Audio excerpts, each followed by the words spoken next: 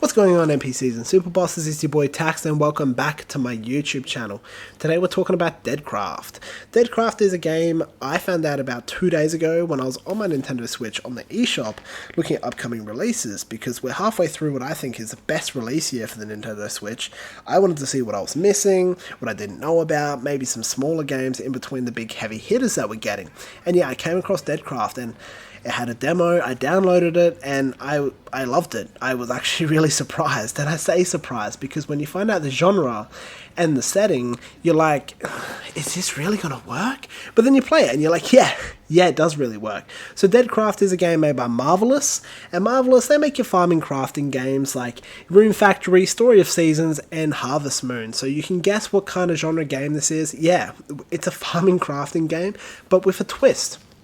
It's also a survival game set in a post-apocalyptic world overrun by zombies. So yeah, not only are you growing crops, you're also trying to get better soluble water sources and food so you can fill up those gauges, because you're going to need them. You can't drink sludge all day, okay?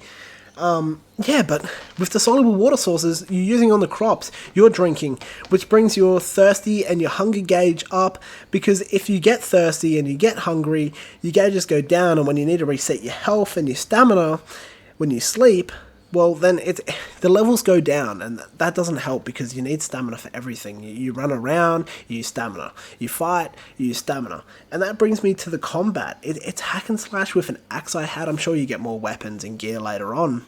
I mean, the demo only goes for about an hour and a half and brings you through partway of the first chapter, so yeah, so it's a hack and slash with an axe, but then you find out you're not only a zombie hunter in this game, you're a half zombie hunter. So you have this zombie arm and you get skills that give you powers in combat, and yeah, I was surprised. I was like, wait, what? That's really cool.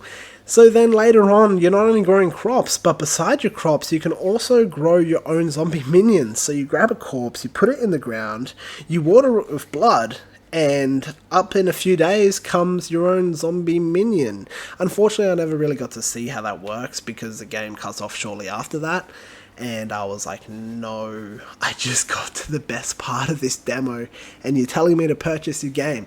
Which I will, by the way, because I had a lot of fun. I mean, it's a crafting game, it's a farm game, it's a survival game, and I don't usually play those type of games, but altogether it really worked and it interests me, and I was like, it's something new and it's something fresh, and I think we all need that from time to time, right? So the story's really engaging, it's really cool, the cutscenes are pretty good.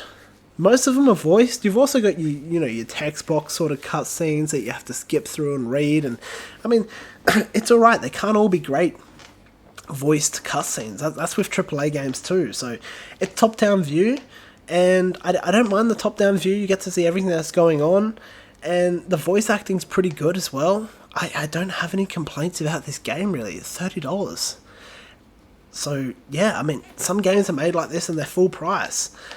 I really enjoyed it. It's a game you can play for 30 minutes. It's a game you can play for 6 hours. Like, it doesn't matter. Like, you're not going to get bored of it quickly, I don't think. Especially if it picks up after the demo ended. I mean, like I said, I was like, no, it just ended at the best part. I wanted to see more. I was ready to purchase the game, but it's like, it's not the 19th yet, and we can't go into the future. And I was like, okay, fair enough.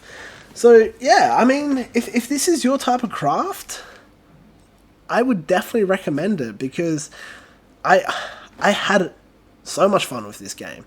And it was only an hour and a half, and I was sort of like, do I like this game? But what I was saying that I couldn't put it down. So, yeah, I mean, the fighting was fun. It was easy. It's not one of those games where it's hyper complex, You're playing a game, you don't want it to be hyper complex. You want it to be nice and easy when it's these type of games. And it's super cash, even though it is a survival game. And it sort of has that nice feel of a farming crafting game, even though you're a zombie hunter in a post-apocalyptic world. And I didn't expect that. I was like kind of zenned out while I was also, caving in some zombie heads. And I was like, this really works. But your stamina, yeah, you really want to keep that up.